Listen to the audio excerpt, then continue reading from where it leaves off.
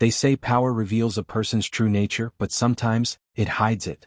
In the year 1919, the world had just survived the bloodiest war in history, and inside the White House, behind its tall pillars and silent guards, a secret was growing, one that would remain hidden for nearly a century.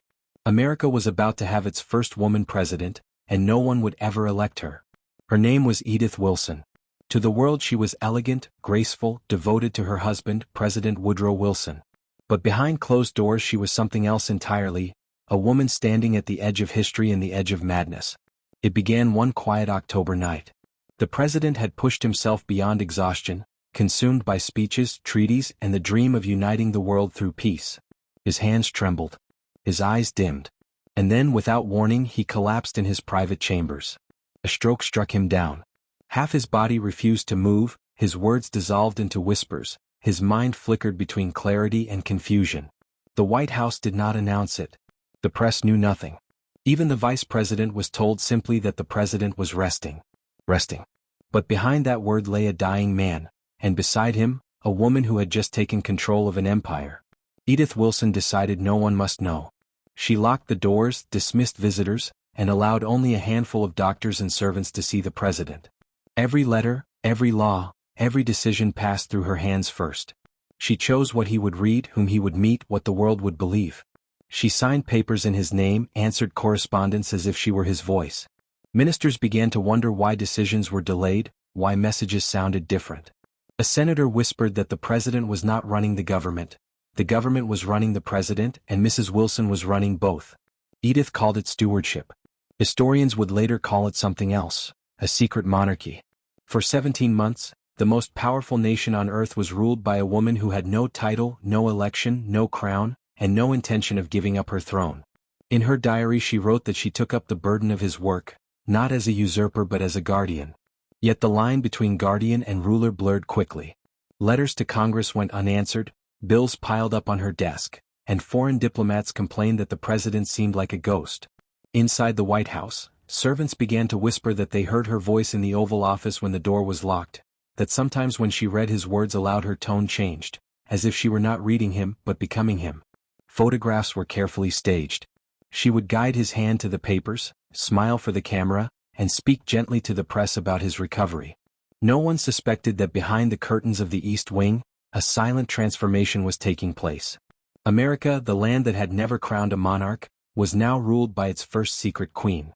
But power has a price. The more she controlled, the more she lost herself. Love and ambition began to fuse into something darker, something she could no longer separate. She had begun this to protect him, but now the presidency itself had become her pulse, her breath, her identity. The woman who had once walked beside a president was slowly disappearing into his shadow. For months the illusion held. The newspapers printed cheerful reports of the president's recovery. The nation carried on, unaware that the man in the White House could barely hold a pen. But the walls of secrecy were beginning to tremble. It started with a letter. A senator had requested the president's opinion on a critical piece of legislation. The reply he received was elegant, articulate, and written in a hand that looked almost like the president's.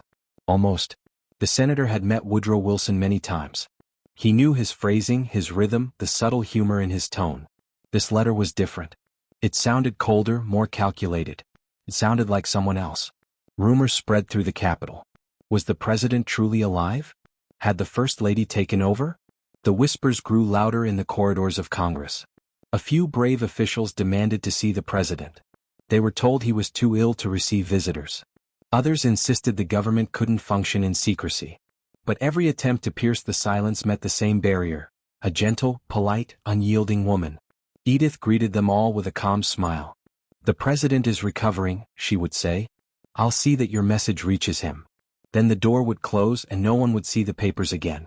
Behind those doors the air was heavy with medicine and secrecy. The president sat in bed, pale, broken, and confused.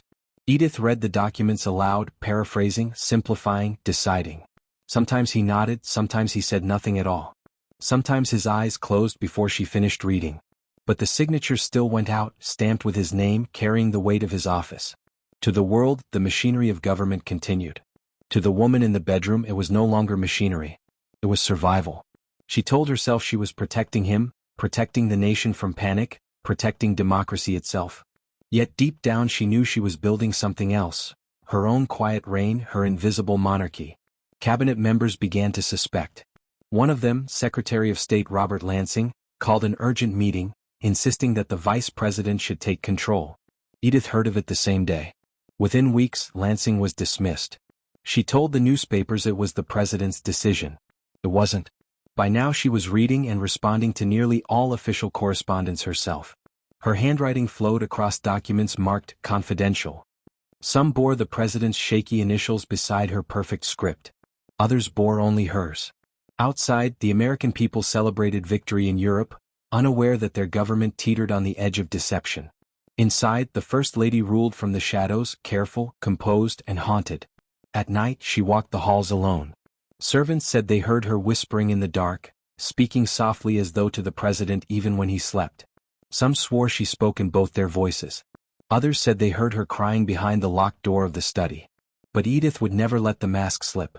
To the world, she was the perfect symbol of devotion, a wife who stood by her husband through illness and war.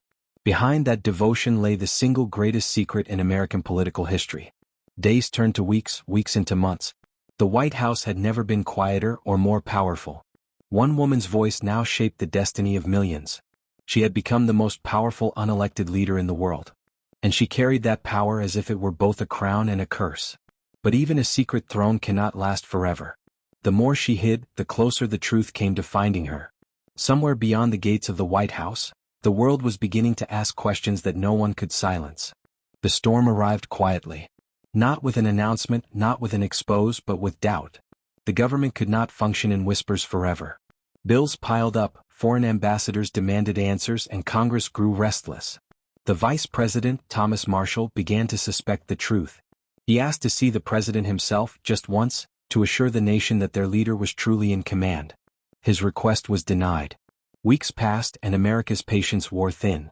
The newspapers started to sense something strange. Why were no public appearances being made? Why were all official letters written in the same careful, flowing hand? The public didn't yet know it was hers, but the pattern was becoming impossible to ignore. Inside the White House, Edith Wilson could feel the walls closing in. She had kept the secret for nearly a year and a half. Her control had been absolute, her loyalty unbroken. Yet now, as the president's condition failed to improve, she realized her kingdom was slipping away. Her husband's eyes no longer recognized her some days. His sentences trailed into silence. He would look at her as though she were not his wife but his keeper. She stayed by his side through every breath, every fading moment, telling herself that she had done the right thing, that history would understand. But history rarely forgives those who play with power. The first cracks appeared when the press demanded photographs. The public wanted proof that their leader still lived. Edith arranged the sitting herself. She dressed the president in his suit, combed his hair, placed papers in his hands, and guided his trembling fingers toward the pen. The cameras clicked. The newspapers published the images with relief, the president working again. But behind the photographs was a truth far too fragile to last. The man in those pictures was not working. He was barely awake. The woman beside him was holding his hand to keep it from falling. By the summer of 1920, the rumors had turned into open accusations. Senators began to question her role. Some called her the regent. Others whispered, the secret president. But no one dared confront her directly. She moved with the calm of someone who had already accepted her fate. When the new elections came, Woodrow Wilson was too weak to campaign. His dream of the League of Nations had failed. The public, weary of secrecy, turned to another candidate. Warren Harding won in a landslide. The Wilson era was over. On the morning they left the White House, Edith stood at the window of the East Room and looked out across the Winter Garden. For the first time in 17 months she no longer had any power. The silence that once felt protective now felt hollow. She watched the sunlight glint across the snow and realized that history would never truly know what she had done, or why. She told the world that she had merely helped her husband, that she was only a caretaker, nothing more. But in her private writings the truth flickered through. She spoke of the weight of the presidency, of decisions made in the quiet hours, of a nation she had guided through the storm without ever holding a title. Woodrow Wilson died 4 years later. Edith lived on for decades, quiet and dignified, never admitting the full extent of her rule. She guarded the secret to her last breath, believing she had protected the man she loved and the country he served. But the truth lingered, whispered through time like an unsolved riddle. For 17 months, America, a nation founded in rebellion against monarchy, had been ruled by a woman in silence. No crown, no throne, no ceremony. Just a pen, a locked door, and a love that turned into power. History remembers her as the First Lady. But behind the curtains of the White House, she was something else entirely. The secret president. The woman who ruled America.